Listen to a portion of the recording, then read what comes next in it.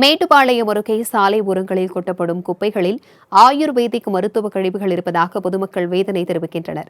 இதுகுறித்தான கூடுதல் தகவல்களை செய்தியாளர் ஜாஃபர் ஷாதிக் வழங்க கேட்கலாம். வணக்கம் ஜாஃபர் ஷாதிக், இது குறித்தான விவரங்களை பகிர்ந்துக்கோங்க. வணக்கம் பிரபாவதி. கோவை மாவட்டம் மேட்டுப்பாளையம் நகரை ஒட்டியுள்ளது சிக்கதாசம்பாளையம் ஊராட்சி.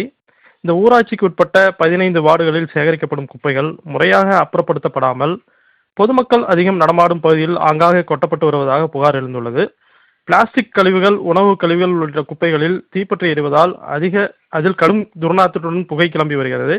இந்த நிலையில் ஹோலி ஏஞ்சல்ஸ் பள்ளி முதல் இடையர்பாளையம் சாலையில் உள்ள இருபுறமும் சிக்கதாசம்பாளையம் ஊராட்சிக்குட்பட்ட பகுதியில் உள்ள வீடுகளில் சேகரிக்கப்படும் குப்பைகள் சாலையில் ஓரமாக கொட்டிவிட்டு செல்கின்றனர்.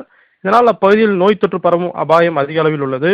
குறிப்பாக கொட்டப்பட்டுள்ள குப்பைகளில் ஆயுர்வேதிக் மருந்துகளின் பயன்படுத்தப்பட்ட மற்றும் பயன்படுத்தப்படாத மருந்துகளும் குப்பையில் கொட்டப்பட்டுள்ளதால் அப்பகுதி மக்கள் அதிர்ச்சி அடைந்துள்ளனர். இதுகுறித்து சிக்கதாசம்பாளையம் ஊராட்சி அலுவலகத்தில் விசாரித்த போது ஊராட்சியில் சேகரிக்கப்படும் குப்பைகளை கொட்ட இடமில்லாத காரணத்தால் வேறு வழியின்றி சாலையோரம் கொட்டி வருவதாகவும் இதற்கு கூடிய விரைவில் மாற்று ஏற்பாடு செய்ய நடவடிக்கை எடுக்கப்பட்டு வருவதாகவும் தெரிவித்துள்ளனர். பிரபாவதி. தகவல்களுக்கு நன்றி ஜாஃபர் ஷாதிக்.